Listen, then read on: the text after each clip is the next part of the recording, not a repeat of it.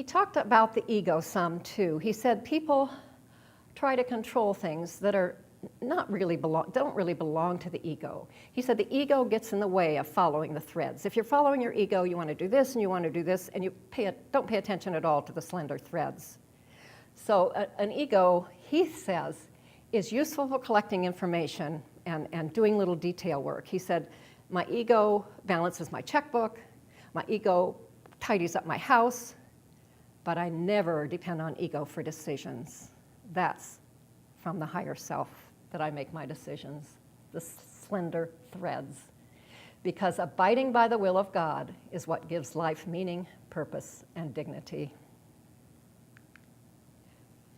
This was so interesting. This is my last slide about Robert Johnson, but I found it so interesting, and I'll read it because I had to be so amused by it. He said, one of the things I want to argue with God about when I get a chance is this: why on earth did you drop someone like me into that kind of family, in that kind of society, and in that century? I was a total misfit. And that's one of the first things we learn here. We learn that we go to the family and the country and the situation we're in order to grow, and look how he grew. I mean, think of the answer he's going to get from God when he gets there and does that. So I thought his story, for me, was wonderful, and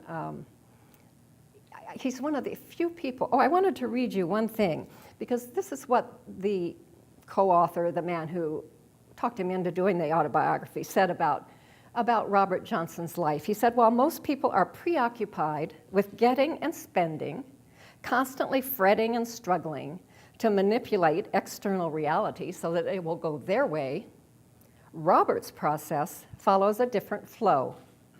He waits and watches for the slender threads, listens attentively, dialogues with the unconscious, and then acts only when the larger pattern has been revealed to him. Think of living your life that way. It's an amazing story.